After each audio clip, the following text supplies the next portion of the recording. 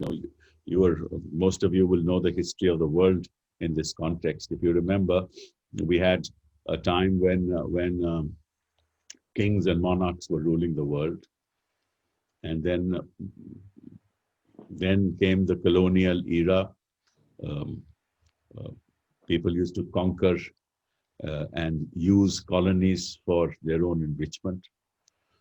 That created their own contradictions. And of course, you had the dismantling of the colonial era. And once the colonial era was dismantled, you had the rise of democracies around the world, popular movements around the world. Countries were freed from the control of colonial powers. Um, and then the end of the Cold War, World War II, setting up of international institutions, the rise of economic liberalism, the setting up of the WTO, the World Bank, international institutions, multilateral institutions.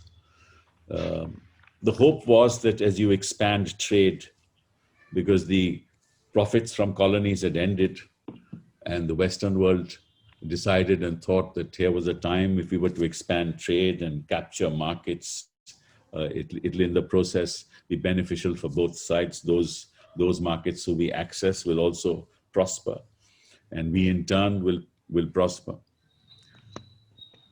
And then, as we all know, came the end of this era of liberalism. And why did it end? And that's really the topic for today, changing face of global democracy. Why did this end? It ended because people realized that open international economies, which was a very strong tenet of economic liberalism, had not brought about the kind of equality that we all hoped for. The rich became richer, the poor became poorer. And if you look at the rise of Trump in the United States of America, you'll realize, why did Trump become the president of the United States? He became the president because he realized, and he sort of tried to exploit the emotive elements of American culture. And how did he do that? Because he said that, look, our trade agreements are unbalanced. They favor other countries whom we entered into. And when they entered into those trade agreements, that was part of the WTO strategy. And he said what has happened is that cars that are manufactured in the United States are now being manufactured outside. They're manufactured in China. They were earlier manufactured in Japan. The labor market through which we could give jobs to our own people, we lost the labor market because others came in and got those jobs. And those jobs were lost out to other countries. And so America became poorer. It's what has happened in the world is there is now a talk about us and them within countries, right? There is an anti-immigration movement throughout the world, whether it's in Italy, or it's in Germany, or in other parts of Europe, or in the United States of America, or in India. So you start blaming others for not being able to achieve what you were destined to achieve, so to say. And so this us versus them gave rise to authoritarianism, gave rise to majoritarian culture, because that's the only way that democratic countries elected through democratic means, presidents elected, prime ministers elected, could retain power. And you see an entire shift of governments in the whole world. Putin's Russia, President Xi in China, Modi in India, Boris in the UK, Trump in the US, Macron in France, right? Anti-immigration movements in Italy, right? Bolsonaro in Brazil. Why did this happen? It happened because the open international economy failed to deliver. So the face of the democratic world throughout has changed. People no longer believe in universal human rights. And you can see that happening in India, you see that happening in the US. representative governments are representative only for the majority. That's the kind of movement that we are seeing. That's the change of democracy. There is no longer a peaceful settlement of disputes. Why did Brexit happen? For the same reason as because of which Trump came to power. Brexit happened because people in the UK were told that, look, you lost your jobs. It was people from Europe, because you're part of the European Union. People from Europe and come and taken your jobs. So there has been an entire, there's a anti-globalization movement throughout the world. Attack on the IMF, attack on the OECD, attack on the WTO, attack on the World Bank. Good governance, sustainable development, gender mainstreaming, no longer issues. Governance that allows you to win votes is the kind of governance that is at the heart of administration anywhere in the world. So you have in Germany the rise of the AfD, which got 12.6% of the vote. In France, you had the rise of the Front National. In Spain, the rise of Vox. In Hungary, the rise of Viktor Orban. The AfD won 96 seats in the Bundestag. The Czech Republic, Andres Babis, won on an anti-labor, anti-immigration agenda. Steve Bannon was really responsible for the rise, and he's the ideologue behind Trump's rise. America rejected climate change. Hate crimes in the US rose to levels that the US has never seen before. Crimes against Asian Americans reached alarming levels. Putin's liberal idea, he said, liberal idea has become obsolete. That's what Putin said. And the most dangerous thing that's happening, and that's something that I want to talk about. That's really the real changing face of global democracy, is the use of technology. You see, technology, like any technology, is a great empowerer. I mean, you can use energy to give electricity for children who can read and write.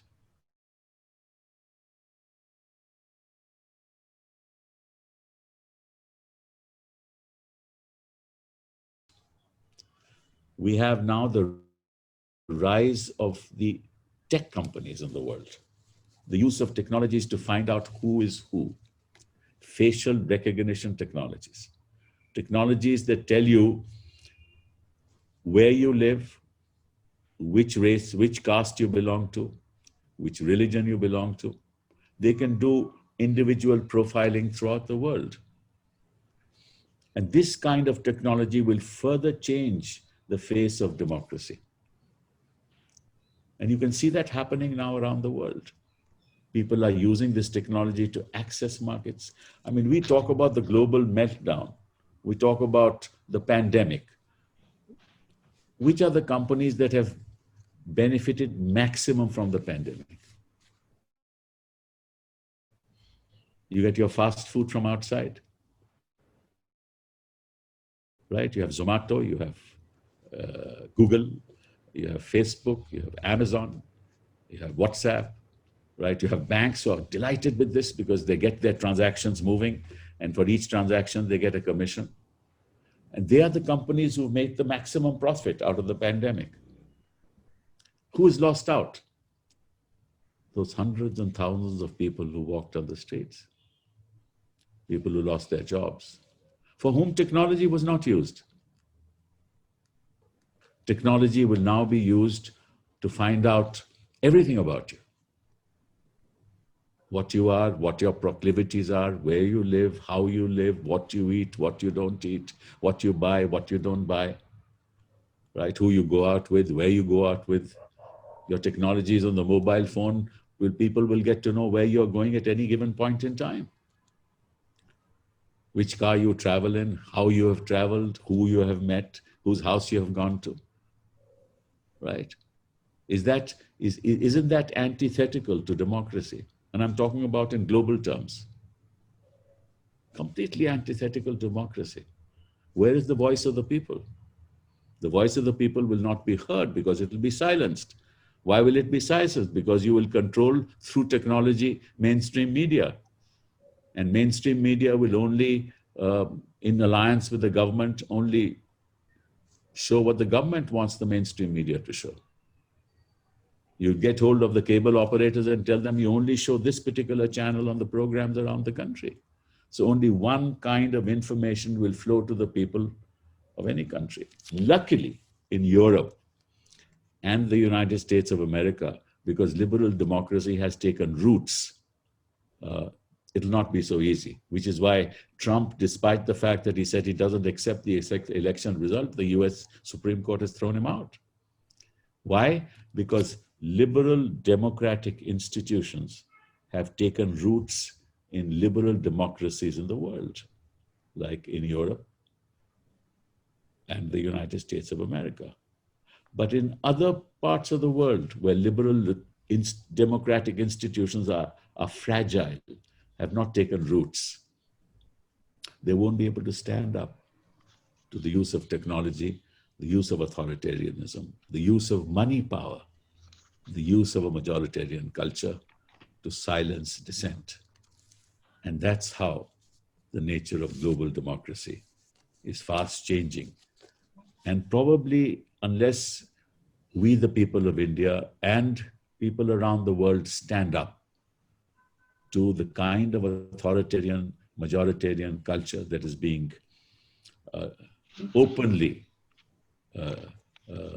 displayed and seen, unless we stand up as individuals and as people and as responsible citizens of the world, I think that the nature of democracy is going to change, has changed, and I do hope that there is no death knell to democracy in the years to come.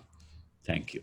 Sibbal, sir, once again, to take over, sir, comparing and having an analytical view between Indian democracy and democracies in foreign countries, sir. So could you throw some light on it, sir, if you permit? See, I think we've got to understand, I mean, we know what the principles of the Constitution are, we know what our fundamental rights are, but what you've got to understand is the nature of the functioning of these institutions. Remember, democracy functions on basically 4 pillars. After the people's verdict,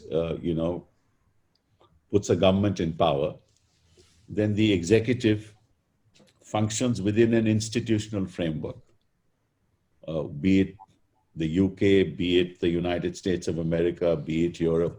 They all function within an institutional framework. And what is that institutional framework? That the executive functions and is responsible to the legislature, right? In a parliamentary democracy, the party in power has a majority in the House. So in a sense, the will of the executive is expressed through the legislature, right? And there are courts of law, which then, and that's the 3rd pillar of democracy, which then analyze those policies and then give a verdict whether they are in tandem with our constitutional principles or not just with fundamental rights, but with all constitutional principles. And there are 2 limbs outside the 3 pillars, being the media, which is the 4th pillar, which brings to the notice of the people the agendas of the government and the policy framework in which the government functions, and allows for criticism through the media, right? And then you have the Election Commission, which makes sure that the elections are conducted in a manner consistent with the basic principles of adult franchise, right? These are the pillars of democracy. Now, if those pillars break down, no matter how often you read the provisions of the Constitution, it really doesn't matter. The cold print of the Constitution has no relevance when the pillars of democracy break down. So what do we see in India? We see in India, and we see actually around the world, we see, I don't want to name a particular channel in the United States, we all know about it, a few channels in the United States, but much more in India, because those channels are termed as Godi media. So you see the media by and large is broken down as an institution. So one pillar has fallen, right? Why is the media broken down? You must understand that. Remember, most media in India is controlled by industry. It is this industry which funds the government through electoral bonds, which is why over 90% of all contributions are given by this very industry which controls the media to the PM Care Fund or otherwise through electoral bonds. So therefore, industry is controlled by government because they need favors from government on a daily basis. Industry controls media. Industry funds government. Media depends on advertisements to run media. So there is a nexus between the media, the government, and the industry, right? Once that nexus is ironclad, you cannot control news, because only that news will reach the people which the government wants. Because the structure of telecommunications is such that a lot of news, especially in rural areas, goes through the cable network. And the cable network is functioned on the basis of TRPs. And the TRPs are manipulated, right? So therefore, only that news which the government wants to reach people reaches people. Okay, so one pillar has gone. The other pillar, which is the Election Commission, and we've seen how the Election Commission has been functioning here, and I don't want to talk about it, right? As far as the legislature is concerned, bills which are not money bills are termed as money bills and passed without they being voted upon in the Rajya Sabha, right? The legislature decides what it wants to. Suddenly a bill is brought in parliament without circulation, discussed and passed. So the democratic functioning of the legislature too has seen a paradigm shift. So that's also not functioning. When you say the executive is responsible to the legislature, if the legislature represents the will of the executive in a sense, then who is responsible for whom? And then in this context, we have seen how, unfortunately, courts have been functioning in a manner that sort of makes us despair. So if this institutional framework is demolished, no matter which part of the Constitution you read, it'll make no sense, because the Constitution will not work, which is why Ambedkar said, "Sir, we are giving you this Constitution. It's a perfect Constitution, but it'll all depend on who works it, on the men who sit there who work out this Constitution." So fine, constitutional values are fine, but the values of people who function the Constitution are more important. And those values are inconsistent today, both in India and around the world. More in India, less around the world, of course, much more in China and perhaps in Russia, to the democratic values that we embrace. That's my analysis. So absolutely Thank you, well sir. said. In fact, I was very well said, sir. In fact, I was just recollecting what you had said regarding media, and it holds absolutely true, sir. It's the fourth pillar of the democracy, and around the world we are seeing, sir, that the media is rather doing invasive journalism than investigative journalism, sir. And at times it turns a deaf ear to the truth and the reality, and it's supposed to be the voice of the people, which it does not function, sir. I've got some data, sir. Governments across the world, sir, use them for their own benefits. I mean, as you rightly pointed out, China, sir, I'll elaborate a bit more on that. Absolutely, you are right in saying so that China's invasion and tortures on Hong Kong people was totally suppressed and not even reported at all in the newspapers. Sir, 100 and till date, sir, 106 elections have been postponed in 16 countries, sir. So my next question will be on the pandemic, sir. So on the behest of pandemic, the very basic structure, sir, of democracy, that's free and fair elections, sir, is being misused, sir. What's your take on this, sir? You know, question is pandemic is not an Indian phenomenon, it's a global phenomenon. Absolutely, sir. So we That's why I really said 106 countries sir, have postponed their. we cannot criticize the government of India in that sense, because if you have to conform to social distancing and if you have to do things in accord to ensure that people are safe, how can you blame the government of India? The fact I of was the matter thinking, I was talking from a international perspective, sir. That elections have been postponed. So 106 countries have postponed the elections. well, you know, that's for each country to decide, you know, what it wants to do. And I'm not going to comment on why they have Very postponed. well. Got the The point. fact of the matter is that a pandemic is a global phenomenon. And we must accept that fact and make sure that our primary duty, or the government's primary duty, and our own primary duty as citizens of the country, is to do things that keep us safe and keep others safe. That's our social responsibility. So if in that process elections cannot be held, or elections have to be held in a particular fashion, then we cannot really blame the government for it. Because the government didn't bring about this pandemic. So, we need to be a little more rational in our analysis. Everything cannot be blamed on the government.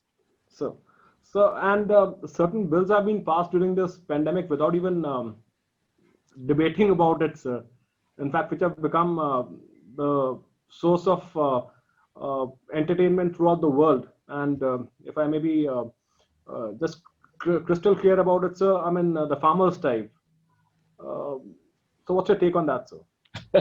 You know, you asked me to do a webinar only on the farmers, and I told you that I don't want to talk I about agree, sir. I agree. I just threw a reference. I'll tell you the reason why. I'll tell you the reason why. You must understand that we are politicians. So any statement that I make on merits on the farmers is national news. Okay? Right? Got the point, and it'll be twisted, it'll be misinterpreted. That's why I told you I don't want to do a webinar on farmers. But on what farmers, the only one second, the only farmers, when you want to bring about a paradigm shift within the country on the basis of any policy decision, whether it is demonetization, or it is the GST, or it are the farmers' bills, right? Or it is controlling the social media. Any of these paradigm shift policies, you must understand, require a debate. Correct. Right? Require consultation. Consultation not within government, but consultation with government. It requires consultation with government by whom? By stakeholders. And there are a variety of stakeholders as far as the farmer community is concerned, right? There are states who are stakeholders because essentially agriculture is a state subject. So you didn't consult the states, right? Then you have parliament, which is a stakeholder. You did not consult parliament. Correct. Right? Then you have farmers' organizations who are stakeholders, right? You didn't consult them. Within the farming community, there are levels of people holding different kinds of holdings and different kinds of lives, right? Leading different kinds of life. You have the rich farmers. You have the tenancy farmers. You have casual workers. You have daily workers. You have workers who work in the farm, produce for the farmer, right? They have a share in the produce. You have the mandi system, right? You have the artiyas, right? You have a whole range of stakeholders. So before you try to bring about a paradigm shift, and I'm not on the merits, before you bring about a paradigm shift, you need to consult. But we are living in a country where the Prime Minister has not given a press conference since 2014. Right? we're living in a country that when you inaugurate a building, the Prime Minister himself sits there and does a havan. Right? There is a complete shift in the nature of our democracy. I can comment on that as I have commented, but I don't want to enter into the merits of a particular decision. Absolutely Right? fair enough, Because sir. I will be my comment will be associated with one, me personally, two, my party. So, And then, it'll become a matter of national debate. But absolutely, sir. my comments on the bill is what I have told you, that it is unfortunate that all this was done in the manner in which it was done. Absolutely, sir. True to your stalwartness, sir, and we tend to learn from you, sir. Every time, be it in the courts or be it outside the courts, sir. And this is very well answered, sir. I mean, I have greatest of my respect and regards, sir, for the way you have answered everything, sir. And I'm totally obliged for it, sir. Uh, Hello, and thank you so much for having me here. My question is for Mr. Sybil. Sir, my question is that, women are 50% of democracy in the world. In the US alone, right to vote for women came in 1920, but it took World War II for women to actually come and work because the men were at war and to gain financial independence. Educating them is not enough. What can India do as a country to include women in a democracy? Like, do we need to have stronger policies, stronger laws that, women, because we need to have leaders in India, I feel that, who can be women. What can we do to actually include them in it, empower them? Omega, that's a very complicated question because empowerment comes through not just policy prescriptions, but essentially by ensuring that households in India don't live in abject poverty. See, the real problem is poverty. And 800 million people out of 1.3 billion people in this country earn around 5 to 10,000 rupees a month. Okay. Now you tell me, in the context of the price indexes in this country, how can any person live in 5 to 10,000 rupees a month? Right? Now, 800 million people is the population of the US and the UK put together. Imagine the extent of poverty in India. So when you talk about empowerment, you can't talk about empowerment of women in the context when you see families living in destitution. Women, in the context of Indian culture, put themselves last, right? They try and make sure their children are fed. They try and make sure that their husband is fed. And then if anything is left, then they feed themselves. Right? That's what women are reduced to in our country. So I think, to your answer, the first thing is we must get rid of poverty. Right? How do you get rid of poverty is a fundamental question, right?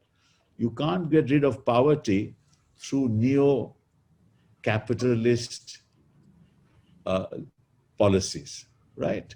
You can't get rid of poverty by giving power to the powerful already who are powerful. What is happening in this country? If you really, this is very alarming. And let me give you some insight into it. One industrialist wants to capture all the airports that are existing and all the new airports that are being built, right? He wants to, he participates in half the gas distribution enterprises in the country. And gas is going to replace oil in the years to come.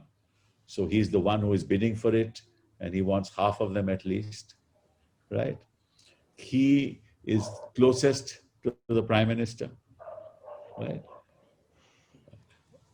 And he wants all the ports in India, right? Another industrialist controls petroleum and petroleum products in India and also has private enterprise in gas. Another industrialist controls steel in India. Two industrialists control steel in India.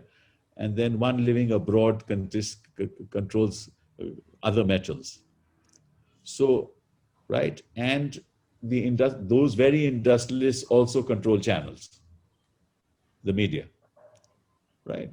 Which is why the gap between the rich and the poor has increased in India over the years. Industry owns 37%. So a very small section of the industry owns 37% of the wealth of India.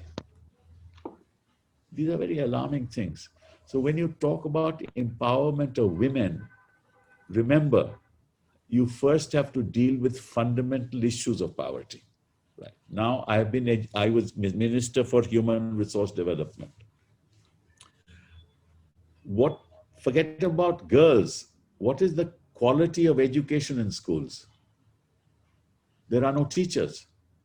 Don't think about Delhi or metropolitan cities, right? Where are the teachers? Where are the skills of teachers? They are paid a pittance, right? Many of them don't even, there is absentee teaching that is happening. So if you don't have quality teachers, you don't have quality education, you may go to school and take a midday meal and come back. But if you don't have quality teaching and quality education, how are you going to empower people? Okay? The third element in this is, especially women, girls, the third element in this is there is a paradigm shift to technology. Technology requires connectivity. Laying the fiber optic networks. Where are the fiber optic networks that connect each household in this country? None. Right? Now, the Prime Minister is now saying that we'll try and finish the fiber optic network by 2024. He came to power in 2014. Right? So if there's no connectivity, there's no possibility of teaching children, right, through information technology. Where are the iPads for kids, right? Right? Most kids don't even have a mobile phone, right, which can access data. They use it in rural areas only for communicating, right? Then you have the quality of telecommunication, right? You must have the appropriate bandwidth so that the data can flow. That's not available. So how do you empower populations in the absence of all these fundamentals? You can give a speech and you can say, I will do this by such and such day, I will do this, we will surpass the Paris Agreement thresholds that we have promised to the country, we will surpass all that. Well, I mean, you can make a speech, you can say whatever you want to say, but if you don't put your head on the issues that relate to people on the ground, you're not going to achieve any of this. Then the attitude of the Indian family towards girls. There has to be a paradigm shift in our attitude. The attitude of the male towards the female.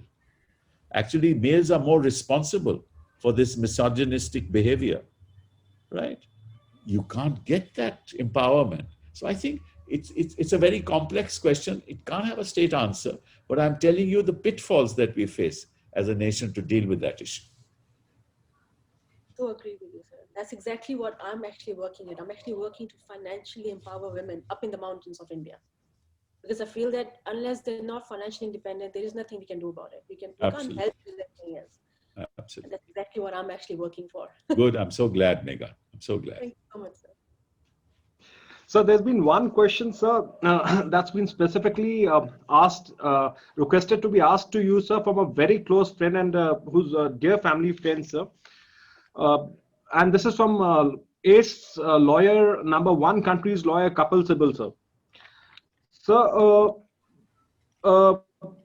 what is the factor that the mindset of the people when we are making criminal law more stringent and repealing the old act? Despite that, sir, there is no fear in hardened criminals, despite the fact that the judiciary is trying to implement the act in its totality, sir. The legislature passes a bill, so it makes a law. The judiciary tries to implement it, sir, in its spirit. But, sir, there's some, despite some making some stringent laws, sir, the hardened criminal do not care much for the law. What steps can be taken, sir, that Again, they fear the law, sir? you see, I think there's a basic fallacy. So, There's a basic fallacy in that assumption that that hard laws, which increase, punitive. give extreme punitive punishment to people, is a panacea that will reform people. Human endeavor has shown that that's not the case. Right? What happens now if you say, okay, you know, if you commit rape, you can get the death penalty. Right? Now, what has happened is that when rapists rape young girls or women, their endeavor is to kill them so that the evidence is effaced. Correct. Right? And then, of course, with the nexus with the police and all that, some of them escape. Right? I give you a small example. Many states have banned cow slaughter. So, Right? States which have not banned cow slaughter actually have increasing populations of cattle. And states that have banned cow slaughter have now decreasing populations of cattle. The result is that it impacts millions and millions of people who do jobs. So the point that I'm making is you don't change society through stringent laws. Societal mindsets have to be changed. Right? You still have minor girls, being girls below the age of consent getting married in India. You talk about stopping this triple talaq, but how many Hindu women are thrown out of the house in this country, thrown out of the house and not allowed entry back into the house without giving them a talaq? It is talaq. It is talaq. You throw a Hindu woman out of the house and you don't let her enter, it's talaq. Right? Then how does she go to court? She's not empowered, as Megha said. How does she go to court? Which lawyer does she contact? How does she pay the lawyer? How does she have access to the court? And if she has access to the court, how good is the lawyer? Because she can't pay him. So you can talk about triple talaq and you may affect X number of people. The fact of the matter is, it's a societal issue. It's not about Hindus or Muslims. It is how you treat your women. that's true. It's about how you treat your women. And it's not based on religion. It's the male mindset. How you treat your woman, the women of this country. It's that social mindset transformation that is required to happen if you want to deal with this problem. Not through stringent laws. It's not going to help. Criminals will be criminals. They will do what they have to do. As you know, you had stringent law on murder, no? Has the rate of murder dropped? Not at all. Right? We had laws against murder. Right? If you kill, you can get the death penalty. Has that stopped murder? Has it stopped dacoity? Has it stopped kidnapping? Has it stopped? Criminals are criminals. You will have a certain percentage of criminals in society, just as you will have certain percentage of geniuses in every class. That's part of proportionality. Absolutely, right? Sir. So my straight question to you, sir, keeping in view the time, sir. Sir Kapil Sibal, sir, you are an icon for many lawyers who are watching this show, sir, nationally and internationally, sir. You are the one, sir, you're the first person who's defended the sitting judge in the parliament, sir. It's a long journey. Kapil Sibal is a name, sir. It's a name that every second person wants to become Kapil Sibal, sir. So how do you find, sir, do you miss the era now and the past, sir? Is there a difference, sir, in the way of democracy, sir? You're talking And about democracy or the law? I don't know what you're talking so about. both, sir. I take it both ways. Do you miss Indira Gandhi? Do you miss the laws which were there, No, sir? see, look, I can tell you something, and I'm very honest about it. So, No, as citizens of this country, we have to think of the present and the future. so.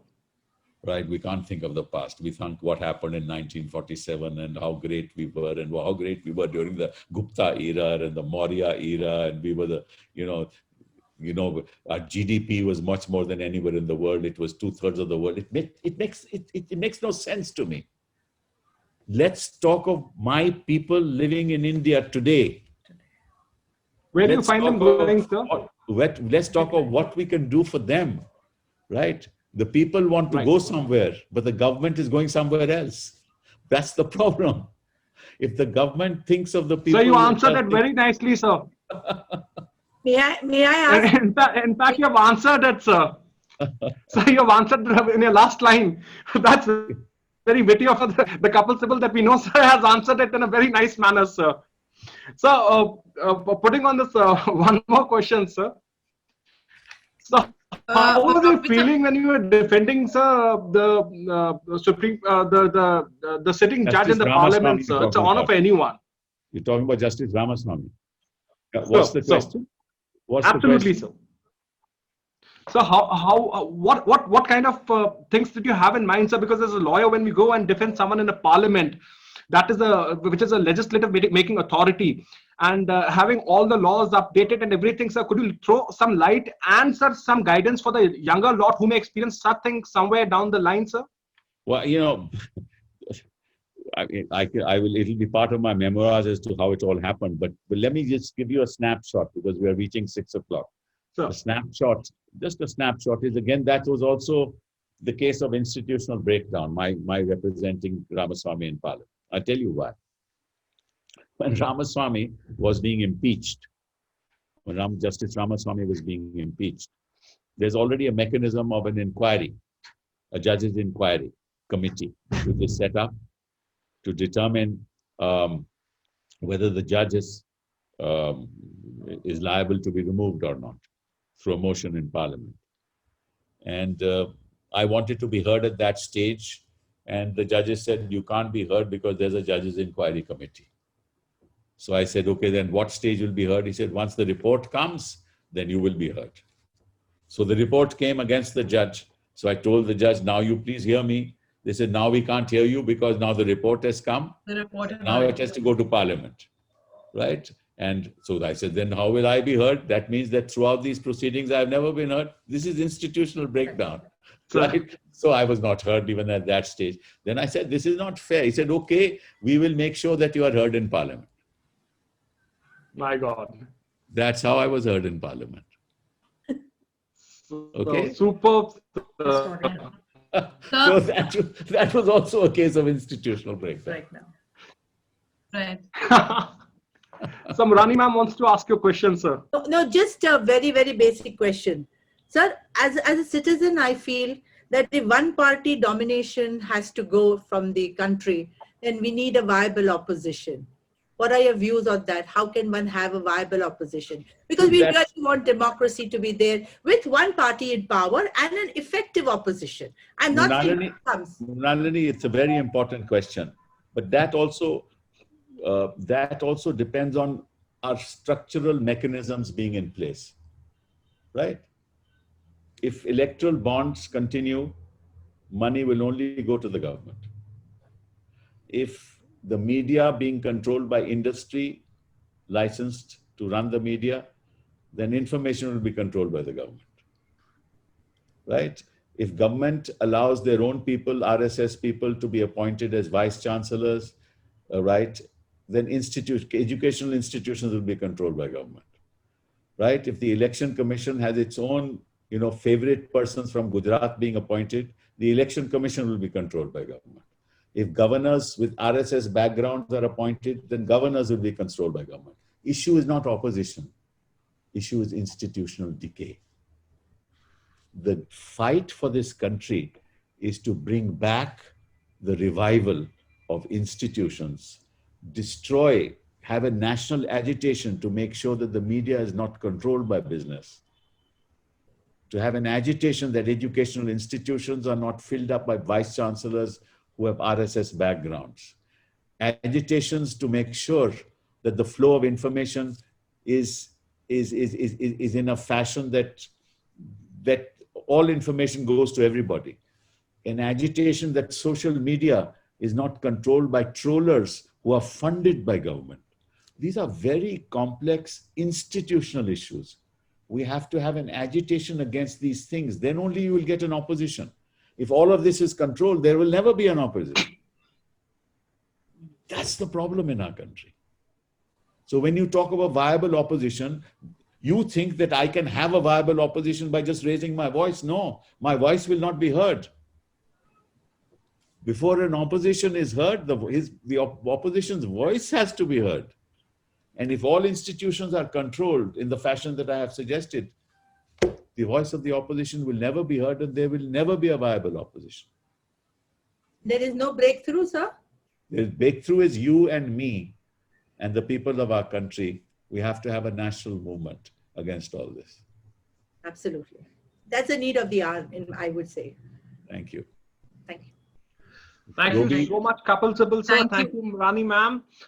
Sir, thank you so much. One of the richest and the most paid lawyer has paid such a valuable time, and I'm sure the critics must have got their answers. And I pray, sincerely pray that sir comes back for good of the nation. Sir, it's been lovely having you over, sir. Lecture series is very grateful to you. We, the lawyers, are very grateful to you for your sir, intense knowledge, sir. I just have one thing to add here. I mean, we've had a great session with sir and with Ms. Deshmukh, and I only have one thing to say, that, you know, from the time this is in very limited opinion that I have about global democracy.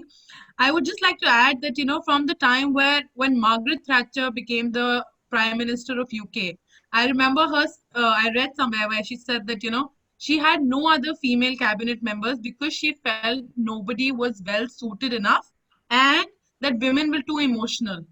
From that to the fact that we have a Kamala Harris now in the White House, I think for us, I mean, there has been a shift in the global democracy. And with the empowerment that we all talk of, I mean, sir, don't you think that... May I tell you something? You know, I have practiced law in Wall Street. I mean, I'm talking about between 1976 and 1980. I was a member of the New York Bar and practiced law there.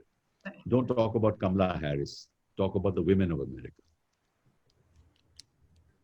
And ask yourself, are they empowered? There will be a Najma Heptullah, and there will be a president in India who will be a woman, and all that is fine. Is the ordinary women are the ordinary women of the world empowered? Are women in America empowered? May I add to that, sir? In furtherance of what question that you have to ask yourself. So don't take Kamala Harris to be a paradigm shift in the empowerment of women. I have this one thing to add, because I've been reading a lot about this, and I just realized that women, for some reason, they've always been taken as the second-class citizen of this world. And I don't know when this is going to end, how we're going to make this end. It's just that we have to, more than the women, we have to change the mentality of men. That's what I've been saying. It has to start from the homes. Like, we have to be included in decision making. Right. You know, we have to be. You know, when I talk about India, and I'm talking about India because I'm an Indian. You know, when we see, like, when I'm sitting at home and I see people around me, they're like, oh, you know what? You get married, and once you get married, then you can see about a future. That's not how it should be. You know, we cannot be always told that we're not good enough. I feel that's when empowerment actually comes in. Right. Robi, now I would like to add something to this, sir. Yeah, look, sir, I have to go. I have to go. It was 6 o'clock. It's past 6 o'clock. So you're too sought after. Just 2 minutes more, sir. No, I just wanted to add something to that. The case study on this is that women sarpanches, though there is a system of having...